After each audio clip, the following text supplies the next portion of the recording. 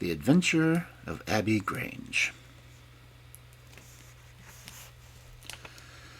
It was a bitterly cold, frosty morning during the winter of '97 that I was awakened by a tugging at my shoulder. It was Holmes. The candle in his hand shone upon his eager, stooping face and told me at a glance that something was amiss. "Come, Watson, come," he cried. "The game is afoot. Not a word. Into your clothes and come." 10 minutes later, we were both in a cab and rattling through the silent streets on our way to Charing Cross Station.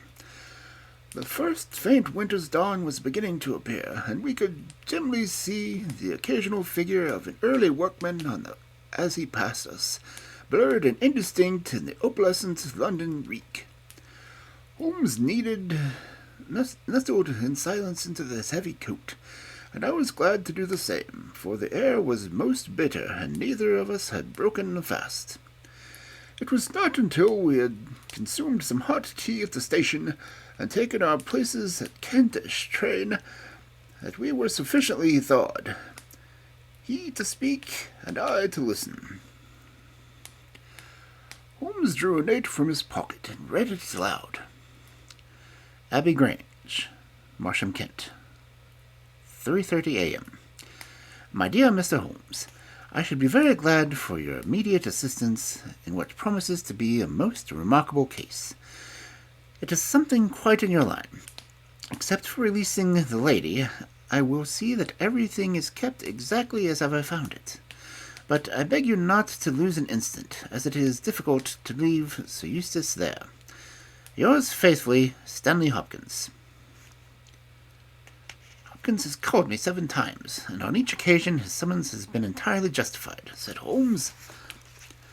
"I fancy that every one of his cases has found its way into our collection, and I must admit, Watson, that you have some power of selection that atones for which must I deplore in your narratives. Your fatal habit of looking at everything from the point of view of a story instead of as a scientific exercise has ruined what might have been an instructive and even classical series of demonstrations. Your slur over work of the utmost finesse, and the delicacy in order to dwell upon sensational details which may excite, but cannot possibly instruct, the reader." "Why do you not write them yourself?" I said, with some bitterness. "I will, my dear Watson, I will. At present I am, as you know, fairly busy, but I propose to devote my declining years to the composition of a textbook which shall focus the whole art of deduction into one volume. One present research appears to be the cause of murder." "You think that Sir Eustace is dead, then?" "I would say so. Hopkins' writing shows considerable agitation. He is not an emotional man. Yes, I gather there has been violence, and that the body is left for our inspection. A mere suicide would not have caused him to send for me. As to the release of the lady, it would appear that she has been locked in her room during the tragedy. We are moving in high life, Watson. Crackling paper. E.B. Monogram. Coat of arms. Picturesque address. I think that the friend Hopkins will live up to his reputation, and that we shall have an interesting morning. The crime was committed before 12 last night." "How can you possibly tell?"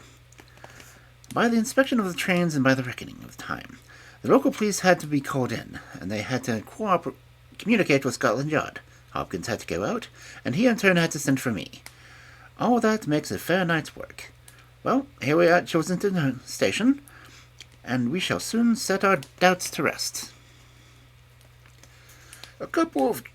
Drive a couple of miles through the narrow country lanes brought us to a park gate, which was opened for us by an old lodge-keeper whose haggard face bore the reflection of some great disaster. The avenue ran through a noble park between lines of ancient elms and ended in a low, widespread house, pillared in the front after the fashion of Palladio.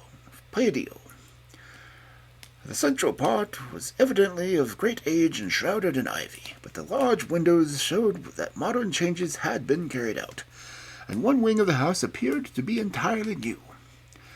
The youthful figure and eager, alert face of Inspector Stanley Hopkins confronted us in the open doorway. I'm very glad you came, Mr. Holmes, and you too, Dr. Watson. But indeed, if I had my time over again, I should not have troubled you, for since the lady has come out, she has given herself so clear an account of the affair that there is not much left for us to do. You remember the Lewisham gang of burglars? What, the three Randalls? Exactly, the father and 2 sons. It's their work, I have no doubt of it. They did a job in Sydenham a fortnight ago, and they were as seen as described. Rather cool to do another so soon and so near, but it is they, beyond all doubt. It's a hanging matter this time. So Eustace is dead, then?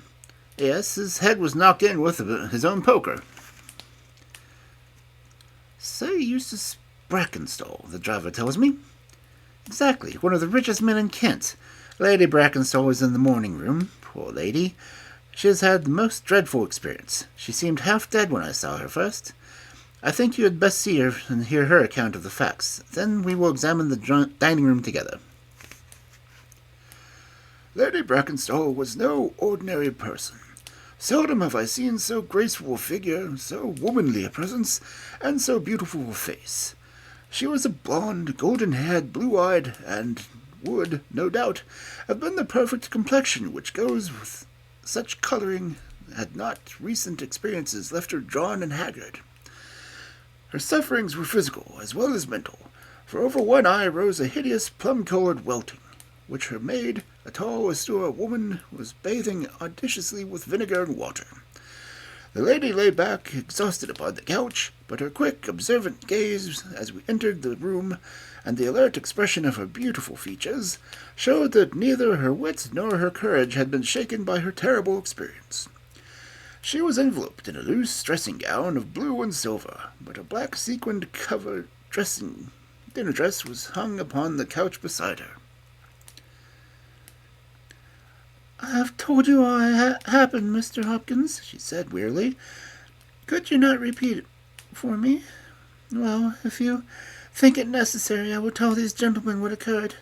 Have they been in the dining room yet?" "I thought they'd better hear from your ladyships very first." "I shall be glad to, when you can arrange matters. It is horrible to me to think of him still lying there." She shuddered and buried her face for a moment in her hands. As she did so, the loose gown fell back from her forearms. Holmes uttered an exclamation. "You have other injuries, madam. What is this?" 2 vivid red spots stood out among the white, round dims. She hastily covered it. It is nothing. It has no connection with the hideous business of last night. If you and your friend will sit down, I will tell you all I can." "I am the wife of Sir Eustace Brackenstall. I have been married about a year. I suppose that is no use of my attempting to conceal that our marriage has not been a happy one. I fear that all our neighbors would tell you that, even if I were to attempt to deny it. Perhaps the fault may be partly mine. I was brought up in the freer, less conventional atmosphere of South Australia, and this English life with its proprieties and primness is not congenial to me. The main reason lies in the one fact which is notorious to everyone, and that is that Sir Eustace was a confirmed drunkard. To be with such a man for an hour is unpleasant. Can you imagine what it means for a sensitive and high-spirited woman to be tied to him from night and day? It is sacrilege, a crime, a villainy to hold that such a marriage is binding. I say that these monstrous laws of yours will bring a curse upon the land. Heaven will not let such wickedness endure." For an instant she sat up, her cheeks flushed and her eyes blazing from under the terrible mark upon her brow. Then the strong, soothing hand of the austere maid drew her head down to the cushion, and the wild anger died away into a passionate sobbing. At last she continued. "I will tell you about last night. You are aware, perhaps, that in this house all servants sleep in the modern wing. The central block is made up of the dwelling rooms, with the kitchen behind and our bedrooms above. My maid Teresa sleeps above my room. There is no one else, and no sound could alarm those who are in the farther wing. This may have been known to the robbers, or they would not have acted the way they did.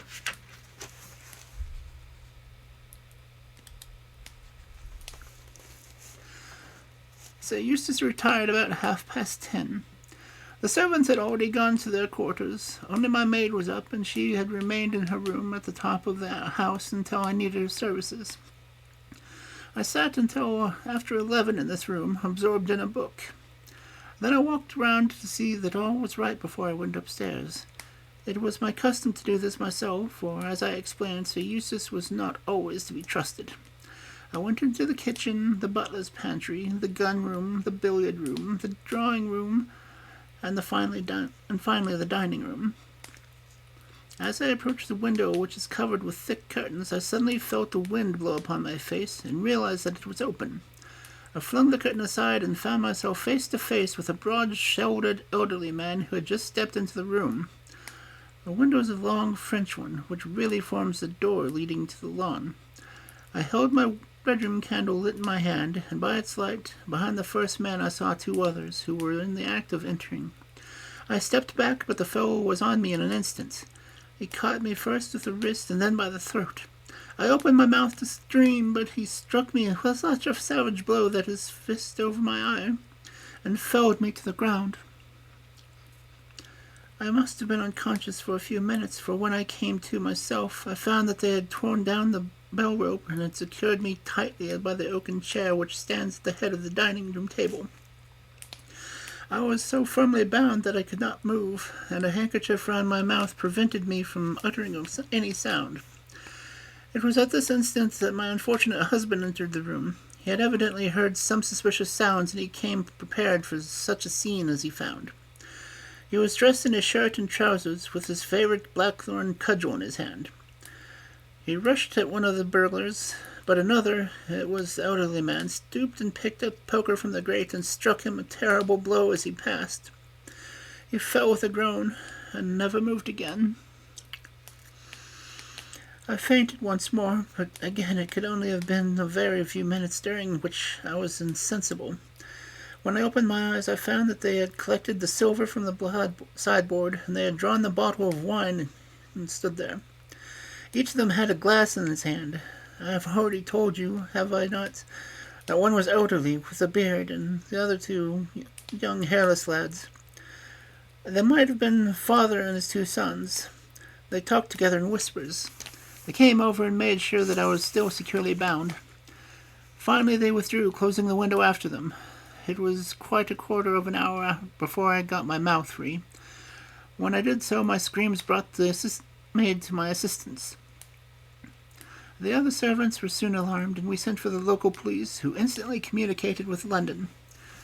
Now, that is really all I can tell you, gentlemen, and I trust that it will not be necessary for me to go over so painful a story again. Do you have any questions, Mr. Holmes? asked Hopkins. I will not impose any further tax upon Lady Brackenstall's patience and time, said Holmes. Before I go into the dining room, I should be glad to hear your experience. He looked at the maid. I saw the men before they ever came into the house, said she.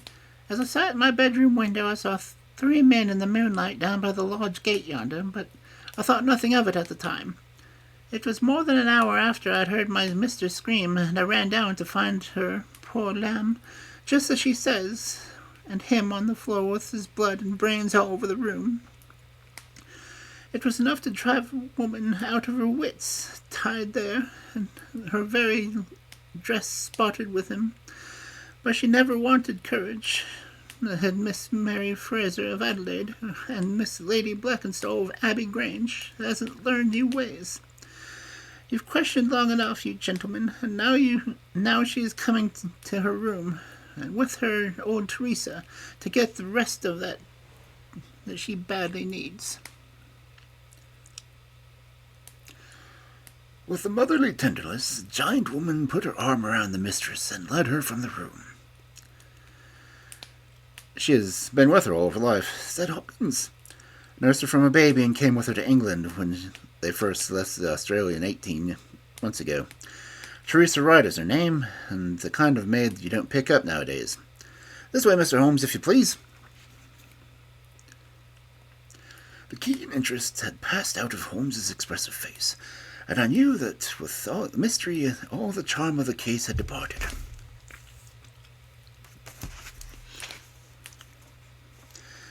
There still remained an arrest to be effected, and what were these commonplace rogues that he should soil his hands with them? An abstruse and learned specialist who finds that he's been called in for a case of measles will experience something of an annoyance, which I read in my friend's eyes. Yet the scene at the dining room of the Abbey Grange was sufficiently strange to arrest his attention and to recall his wonted expression. It was a very large and high chamber, with a carved oak ceiling, oak paneling, and a fine array of deer's heads and ancient weapons around the walls. At the farther end of the door was a high French window of which we had heard. 3 smaller windows on the right-hand side filled the apartment with a cold winter sunshine. On the left, a large, deep fireplace with a massive, overhanging oak mantelpiece. Beside the fireplace was a heavy oaken chair with arms and crossbars at the bottom. In and out through the open woodwork was woven a crimson cord, which was secured at each side by a crosspiece below. In releasing the lady, the cord had slipped off of her, but the knots with which it had been secured still remained.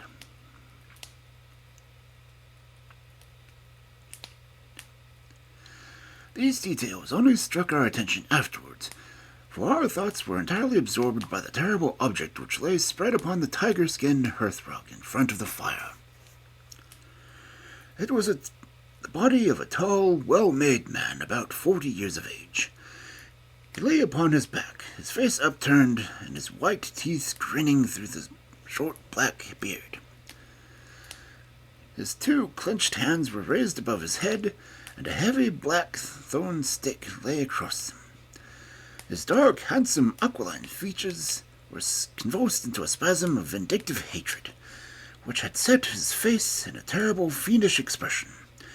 He had evidently been in his bed when the alarm had broken out, and he wore a foppish embroidered nightshirt, and his bare feet projected from his trousers.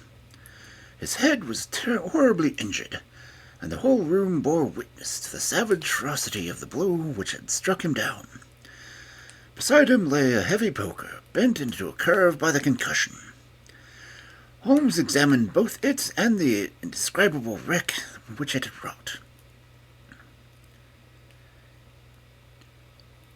"He must be a powerful man, this Elder Randall," he remarked. "Yes," said Hopkins. "I have some record of the fellow, and he is a rough customer." "You should have no difficulty in getting him?" "Not in the slightest. We've been on the look for him, and there was some idea that he got away to America. Now that we know the gang is here, and I don't see how they can escape. We have news at every seaport already, and a reward will be offered before evening. What beats me is how they could have done so mad a thing, knowing that the lady could describe them, and that they would not fail to recognize the description." "Exactly. One would have expected that they would have silenced Lady Brackenstall as well."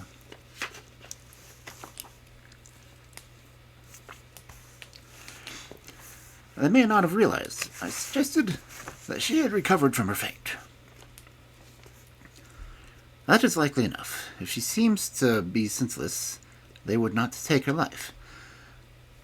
What about this poor fellow Hopkins? I seem to have heard some queer stories about him." "He was a good-hearted man when he was sober, but a perfect fiend when he was drunk, and rather when he was half-drunk, for he seldom really went the whole way. The devil seemed to be in him at such times, and he was capable of anything. From what I hear, in spite of all his wealth and his title, he very nearly came our way once or twice. There was a scandal about him drenching a dog with petroleum and setting it on fire, her ladyship's dog, to make the matter worse, and that was only hushed up with difficulty.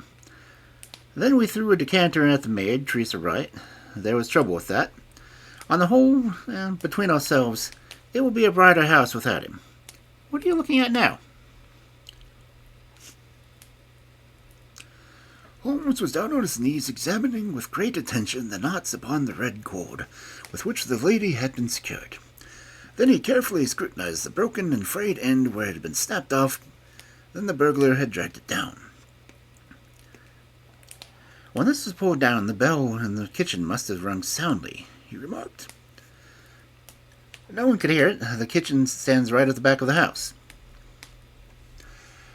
How did the burglar know no one would hear it? How dared he pull at the bell rope in a reckless fashion? Exactly, Mr. Holmes, exactly. You put the very question which I have asked myself time and again. There can be no doubt that this fellow must have known the house and its habits. He must have perfectly understood that the servants would all be in bed at that comparatively early hour, and that no one would possibly hear a bell ring in the kitchen. Therefore, he must have been in close league with one of the servants. Surely that's evident. But there are 8 servants, and all were of good character. Other things being equal, said Holmes, one wouldn't suspect the one at whose head the master threw the decanter. And yet that would involve treachery towards the mistress, to whom the woman seemed devoted. Well, the point is a minor one, and when you have Randall, you will probably find no difficulty in securing his accomplice. The lady's story certainly seems to be corroborated, if needed corroboration, by every detail which we see before us. He walked to the French window and threw it open. There are no signs here, but the ground is iron hard, and one could not expect them. I see that these candles on the mantelpiece have been lighted. Oh, yes, it was by their light that the lady's bedroom candle that the burglars saw their way around. And what did they take? Well, they did not take much, only half a dozen articles of plate off the sideboard. Lady Brackenstall thinks that they were themselves so disturbed by the death of Sir Eustace that they did not ransack the home as they would otherwise have done.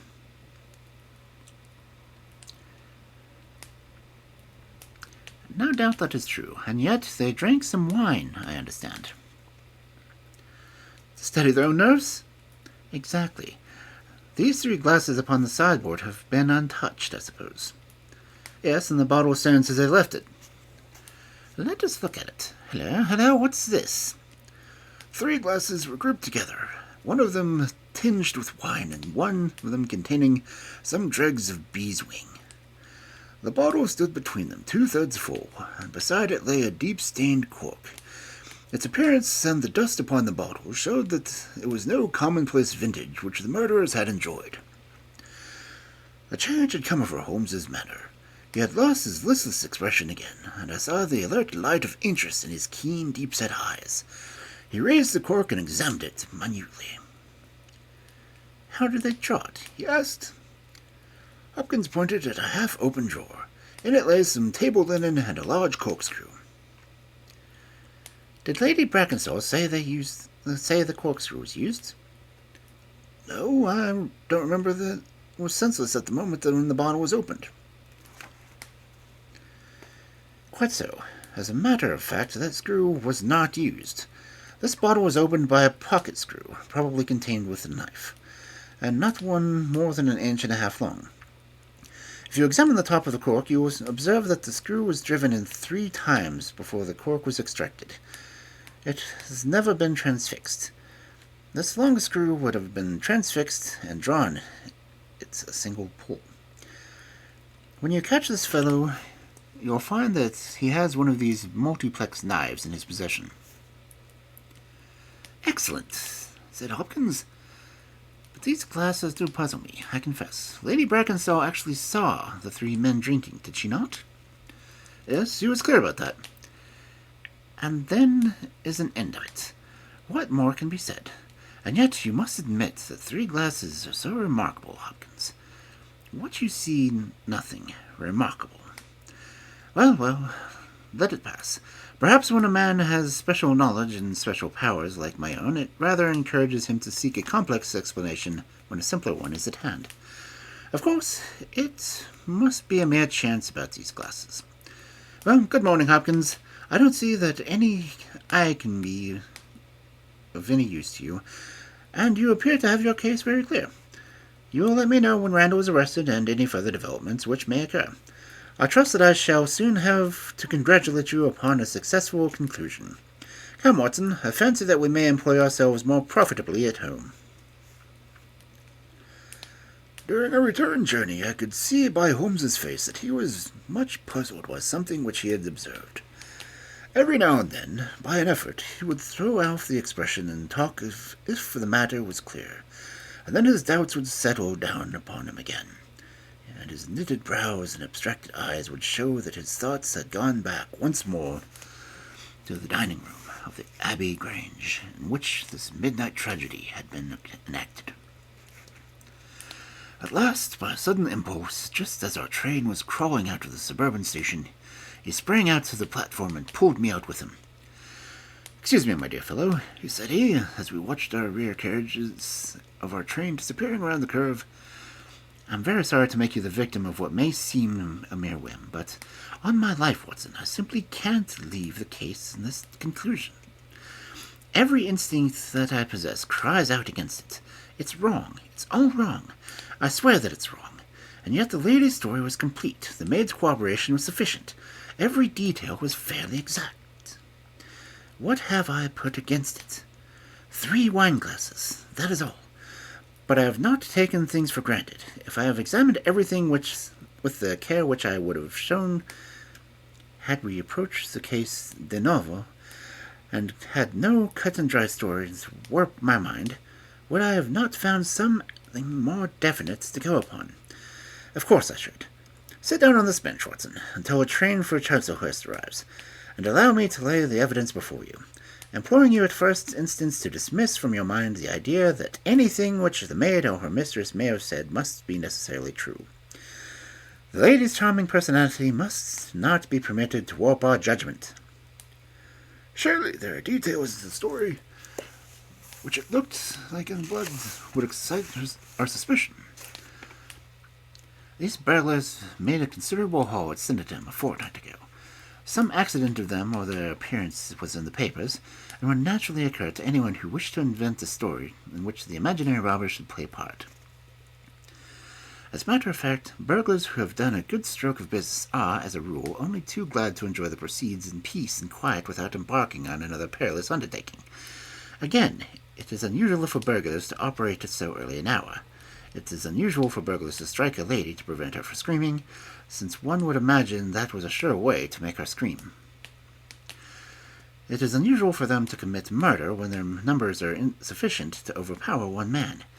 It is unusual for them to be content in a limited plunder when there is much more within their reach. And finally, I should say that it is very unusual for such men to leave a bottle half empty. What do you say of these unusual things strike you, Watson? These circumstances' effect is certainly considerable, and yet each of them is quite impossible by itself. The most usual thing of all is it seems to me that the lady should be tied to the chair. Well, I am not so clear about that, Watson, for it is evident that they must either kill her or else secure her in such a way that, should she be capable of immediate notice of their escape. But at any rate, I have shown, have I not, that there is a certain element of improbability about the lady's story. And now on top of this comes the incident of the wine glasses. What about the wine glasses? Can you see them in your mind's eye? I see them clearly. We were told that 3 men drank from them. Does that strike you as not likely? Why not? There was wine in each glass. Exactly. There was bee's wing only in 1 glass. You must have noticed that.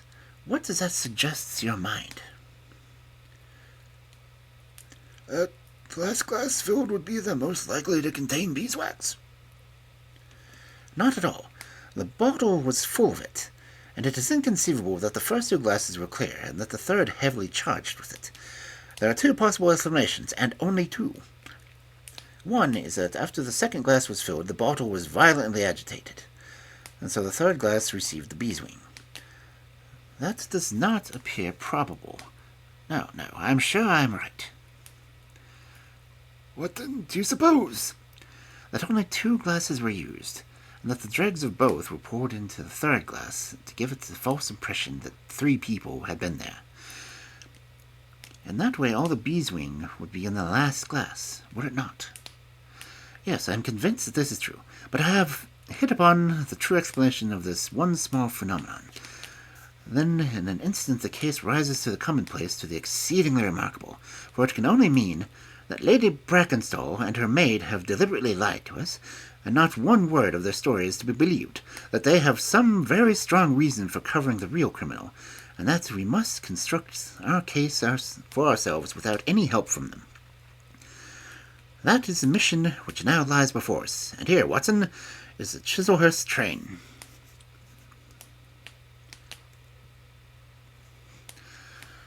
The household of Abbey Grange were much surprised at our return, but Sherlock Holmes, finding that Stanley Hopkins had gone off to report to headquarters, took possession of the dining room, locked the door upon the inside, and devoted himself for 2 hours to one of those minute and laborious investigations which formed the solid basis on which his brilliant efficacies deducted were reared. Seated in a corner like an interested student who deserves a demonstration of his professor, I followed every step of that remarkable search.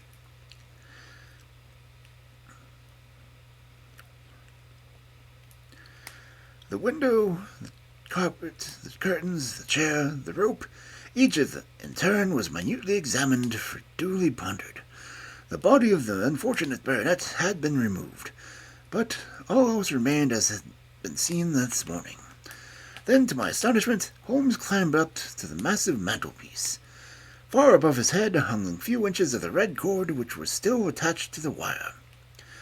For a long time he gazed upwards at it, and then, in an attempt to get nearer to it, he raised his knee upon the wooden brackets of the wall. This brought his hand within a few inches of the broken end of the rope. But it was not this so much as the bracket itself which seemed to engage his attention. Finally he sprang down with an ejaculation of satisfaction. "It's all right, Watson," said he. "We have got our case, one of the most remarkable in our collection. But, dear me, how slow-witted I have been, and how nearly I have committed blunder in my lifetime. I now think, within a few missing links of my chain, it's almost complete." "Have you got your man?"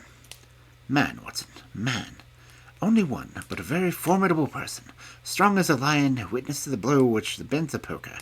6'3" in height, active as a squirrel, dexterous in his fingers, remarkably quick-witted, for the whole ingenious story is his concoction. Yes, Watson, we have come upon the handiwork of a very remarkable individual, and yet the bell rope has given me a clue which should not have left us in doubt." "Well, what was the clue?" "Well, if you were to pull down a bell rope, Watson, where would you expect it to break? Surely at the spot that's attached to the wire. Why should it break 3 inches from the top of this, as this one has done?" "Because it is frayed there." "Exactly. This end which we examine is frayed.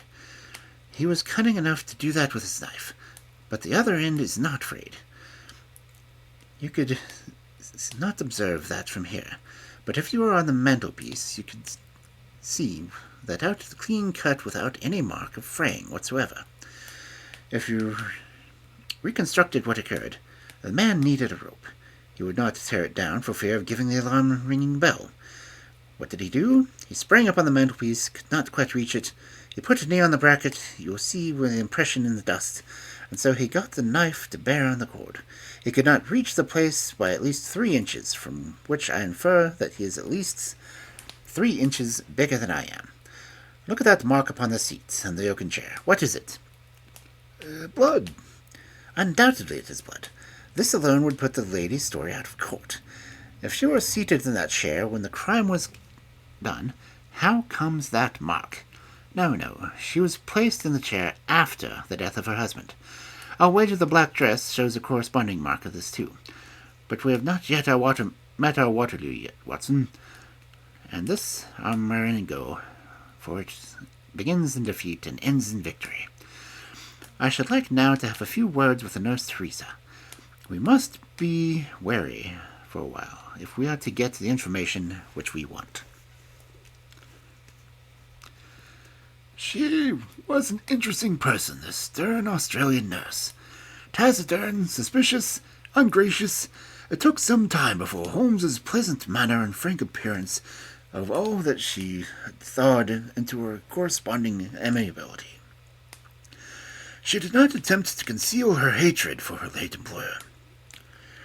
Yes, it is true that he threw the decanter at me. I heard him call my mistress a name, and I told him that he would not dare speak to her if her brother had been there.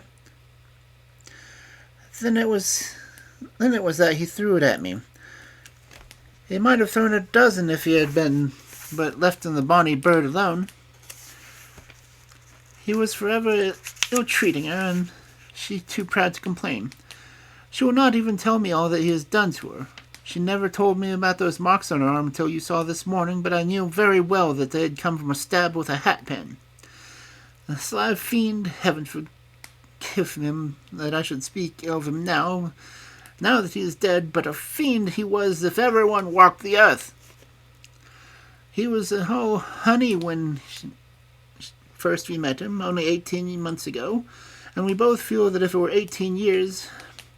She had only just arrived to London. Yes, it was her first voyage. She had never been from home before. He won her with his title and his money and his false London ways. If she made a mistake, she was paid for it, if ever a woman did. What month did we meet him? Well, I tell you, it was just after we arrived. We arrived in June, and it was July. They were married in January of last year. Yes, she was down in the morning room again, and I have no doubt she will see you. But you must not ask too much of her, for she has gone through all that flesh and blood still stand.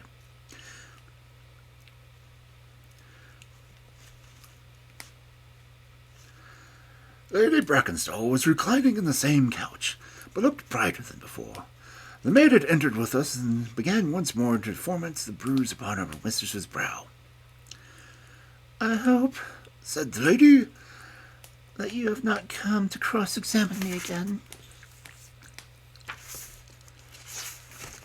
No, Holmes answered in his cringest voice.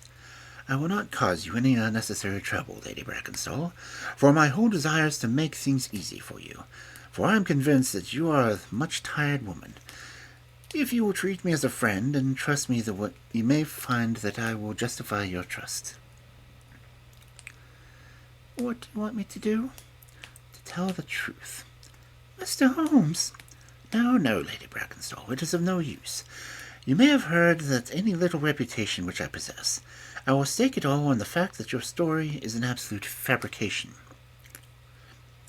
You are an impudent fellow, cried Teresa. Do you mean to say that my mistress has told a lie? Holmes rose from his chair. Have you nothing to tell me? I've told you everything. I think once more, Lady Brackenstall, would it be better to be frank? For an instant there was a hesitation in her beautiful face. Then some new strong thought crossed it and set it like a mask. I have told you all I know. Holmes took his hat and shrugged his shoulders. I'm sorry, said he, and with another word we left the room and the house. There was a pond in the park, and to this my friend led the way. It was frozen over, but a single hole was left in convenience for a solitary swan. Holmes gazed at it, then passed on to the lodge gate. There he scribbled a short note for Stanley Hopkins, and left it with the lodgekeeper. It may be a hit, or it may be a miss, but we are bound to do something for my friend Hopkins, just to justify the second visit, said he. I will not quite take him into my confidence yet. I think our next scene of operations should be the shipping office of Adelaide's Southampton line, which stands at the end of Pall Mall, if I remember right. There is a second line of steamers which connect South Australia with England, but I will draw the larger cover first.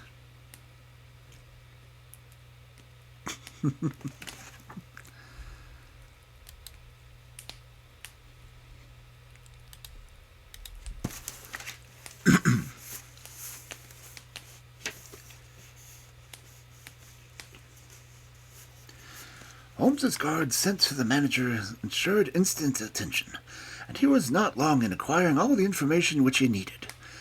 In June of '95, only one of their line had reached their home port. It was the Rock of Gibraltar, their largest and best boat. A reference to the passenger list showed that Miss Fraser of Adelaide, with her maid, had made the voyage in her. The boat was now on her way to Australia, somewhere to the south of the Suez Canal. Her officers were the same as in '95, with one exception. The first officer, Mr. Jack Croker, who had been made the captain, and was now in charge of the new ship, the Bass Rock, sailing in 2 days' time from Southampton. He lived in Sydenham, and he was likely to be in that morning for his instructions, if we cared to visit him. Now, Mr. Holmes had no desire to see him, but we would be glad to know more about his record and his character. His record was magnificent. There was not an officer in the fleet to touch him.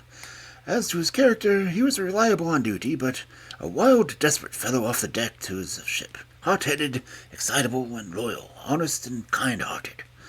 That was the path of information which Holmes left to the office of Adelaide Southampton Company. Thence he drove to Scotland Yard, but instead of entering, he sat in his cab and his brows drawn down, lost in profound thought. Finally, he drove to the Charing Cross telegraph office, sent off a message, and then, at last, we made for Baker Street once more. "No, I couldn't do it, Watson," said he, as we re-entered our room. "Once that warrant was made, now nothing on earth could save him. Once or twice in my career I feel that I have done more harm by discovery than the criminal has ever done by harm of his crime. I have learned caution now, and I'd rather play tricks with the law of England than with my own conscience. Let us know a little more before we act." Before evening we had a visit from Inspector Stanley Hopkins. Things were not going very well for him. "I believe that you are a wizard, Mr. Holmes. I really do sometimes think that you have powers that are not human.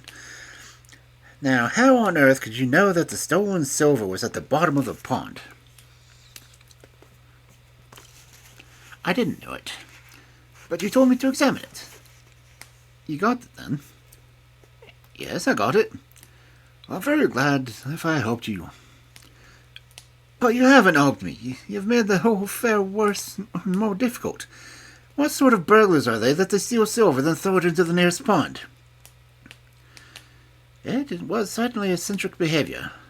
I was merely going by the idea that if the silver had been taken by the persons who did not want it, who merely took it for a blind as it were, then they would naturally be anxious to get rid of it. "But why such an idea would cross your mind?" "Well, I thought it was possible. When they came out to the French window, there was a pond, with one tempting little hole in the ice, right in front of their noses. Could there be a better hiding place?" "A hiding place, that's better," cried Stanley Hopkins. Yes, I see it on now. It was early, and there were folk upon the roads. They were afraid of being seen with the silver, so they sank it in the ponds, intending to return for it when the coast was clear. Excellent, Mr. Holmes. That is better than your idea of the blind." "Quite so. Have you got an admirable theory? I have no doubts that my own ideas were quite wild, but you must admit that they ended in discovering the silver." Yes, it was all your doing, but I have had a set of bad luck." "A setback?" "Yes, Mr. Holmes, the Randall gang was arrested in New York this morning." "Dear me, Hopkins, that is certainly rather against the theory that they committed the murder in Kent last night." "It's fatal, Mr. Holmes, absolutely fatal. Still, there are other gangs of three besides the Randalls, or it may be some new gang which the police have never heard of." "Quite so. It's perfectly possible. Where are you off?" "Yes, Mr. Holmes, there's no rest for me until I've got to the bottom of this business. I suppose you have no hint to give me?" "I've given you one." "Which is?"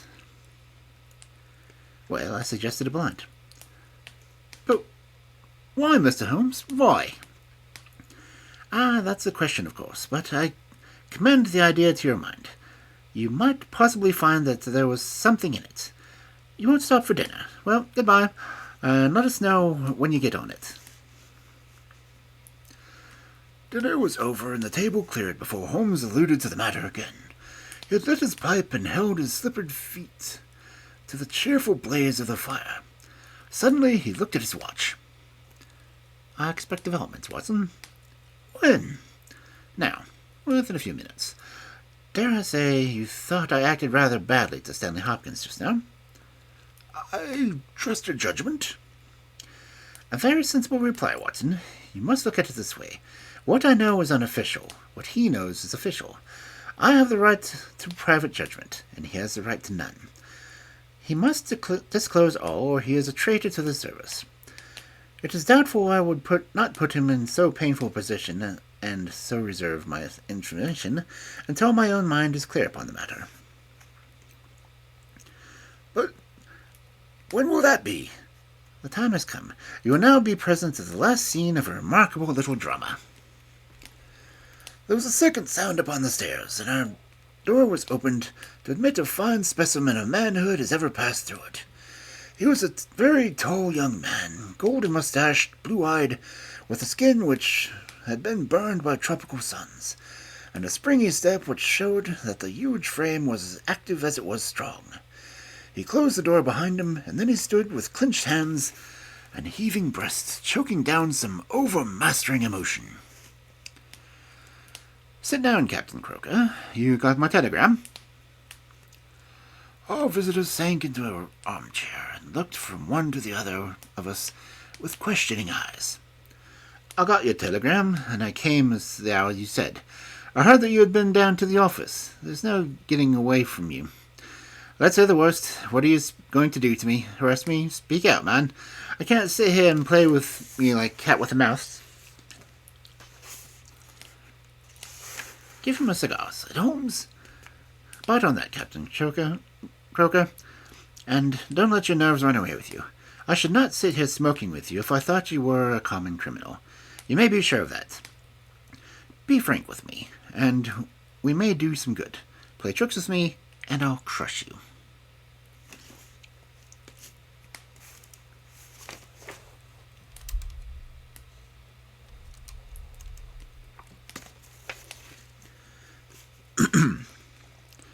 What do you wish me to do? To give me the true account of all that happened in Abbey Grange last night. A true account, mind you, and nothing added or nothing taken off. I know so much already that if you go 1 inch off the straight, I'll blow this police whistle from my window, and the affair will go down in my hands forever. The sailor thought for a moment. Then he struck his hand with a great sunburned hand. "I'll chance it," he cried. "I believe you are a man of your word, and a white man, and I'll tell you the whole story. But one thing I'll say first. So far as I'm concerned, I regret nothing and fear nothing, and I would do it all again and be proud of the job. Curse the beast, if he had many lives as a cat, he would owe them all to me. But it's the lady's, Mary Fraser, for never I will call her by that accursed name. When I think of getting her in trouble, and I who would have given my life to just bring one smile from her dear face, it's all that turns my soul to water. And yet, what less could I do? I'll tell you my story, gentlemen, and then I'll ask you as a man to man, what less could I do? I must go back a bit. I see you know everything, so I expect that you know that I met her when she was a passenger and I was first officer on the Rock of Gibraltar. From the first day I met her, she was the only woman to me. Every day of that voyage I loved her more, and many a time since I've knelt down in the darkness of the night watch and kissed the deck of the ship because I knew her dear feet had trod on it. She has never engaged me. She treated me as fairly as ever a woman treated a man. I have no complaint to make. It was all love on my side and all good comradeship and friendship on hers. When we parted, she was a free woman, and I could never again be a free man. Next time I came back from sea, I heard of her marriage. Well, why shouldn't she marry whom she liked? Title and money, who'd carry them better than she? She was born for all that beautiful and dainty. I didn't grieve over her marriage. I was such a selfish hound as that. I just rejoiced that good luck had come her way, and that she had not known herself to be a penniless sailor. That's how I loved Mary Fraser. Well, I never thought to see her again, but last voyage I was promoted, and the new boat was not yet launched, so I had to wait a couple months for my people in Sydenham. One day out of the country lane, I met Teresa Wright, her old maid. She told me about her, about him, about everything. I tell you, gentlemen, it drove me mad. This drunken hound, that he should dare raise a hand to her, and whose boots were not worthy to lick. I met Teresa again, then I met Mary herself, and met her again, and then she would meet me no more. But the other day I had a notice that I was to start my voyage within a week, and I determined that I would see her once more before I left. Teresa was always my friend, for she loved Mary and hated the villain most as much as I did. From her I learned the ways of the house. Mary used to sit reading in her own little room downstairs. I crept round last night and scratched the window. At first she did not open it, but in her heart I know that she now loves me, and she could not leave me in the frosty night. She whispered to me to come round to the big front window, and I found it open before, so let me in by the dining room. Again I heard from her own lips that which made my blood boil, and again I cursed this brute who mishandled the woman I loved. Well, gentlemen, I was standing with her just inside the window, in all innocence as heaven is my judge, and when he rushed in like a madman into the room, called her the vilest name a man could use on a woman, and welted her across the face with the stick he had in his hand. I had sprung for the poker, and it was a fair fight between us. See here on my arm where the first blow fell? Then it was my turn, and I went through him as if he'd been a rotten pumpkin. Do you think I was sorry? Not I. It was his life or mine, but far more than that, it was his life or hers. For how could I leave her in the power of this madman? That was how I killed him. Was I wrong? Well then, what would either of you gentlemen have done if you had been in my position?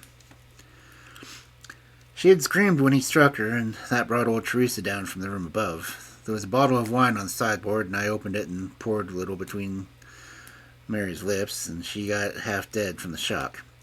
Then I took a drop myself. Teresa as cool as ice, and it was her plot to make as much as mine. We must make it appear the burglars had done this. Teresa kept on repeating our story to her mistress while I swarmed up and cut the rope and bell.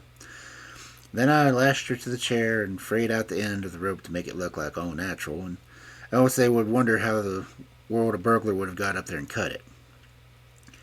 Then I gathered up a few plates and pots of silver and carried out an idea of robbery. And there I left them with the orders to give the alarm when I had a quarter of an hour's start. I dropped the silver into the pond and made for Sydenham, feeling that for once in my life I'd done a real good night's work. That's the truth, and the whole truth, Mr. Holmes, if it cost me my neck. Holmes smoked for some time in silence. Then he crossed the room and shook our visitor by the hand. That's what I think, he said. I know that every word is true, for you have hardly said a word which I did not know. No one but an acrobat or a sailor could have got up to that bell rope from the racket, and no one but a sailor could have made those knots which the cord was fastened to the chair. Only once had this lady been brought into contact with sailors, and that was on her voyage, and it was someone of her own class of life, since she was trying hard to shield him, or so showing that she loved him. You see how easy it is for me to lay my hands upon you when once I had started upon the right trail. I thought the police never could have seen such a dodge. Well, the police haven't, nor will they, to the best of my belief. Now look here, Captain Croker. This is a very serious matter, though I am willing to admit that you acted under the most extreme provocation to which any man can be justified. I am not sure that in defense of your own life your action will not be pronounced legitimate. However, that it is for a British jury to decide. Meanwhile, I have such sympathy for you that if I choose to disappear in the next 24 hours, I will promise you that no one will hinder you. And then it will all come out? Certainly will come out. The sailor flushed with anger. What sort of proposal is that to make a man? I know the law enough to understand that Mary would be an accomplice. Do you think I would leave her alone to face the music while I slunk away? No, sir. Let them do their worst upon me, but for heaven's sake, Mr. Holmes, for some way of keeping my poor Mary out of the courts. Holmes for a second time held out his hand to the sailor. I was only testing you, and you ring true every time. Well, it is a great responsibility that I take upon myself, and I have given Hopkins an excellent hint, and if he can't avail himself of it, I can do no more. See here, Captain Croker, we'll do this in due form of law. You are the prisoner. Watson, you are a British jury, and I never met a man who is more eminently fitted to represent one. I am the judge. Now, gentlemen of the jury, you have heard the evidence. Do you find the prisoner guilty or not guilty? Not guilty, my lord, said I. Vox populi, vox dei. You are acquitted, Captain Croker. So long as the law does not find some other victim, you are safe from your me. Come back to this lady in a year, and may her future and yours justify us in a long judgment which has been pronounced this very night.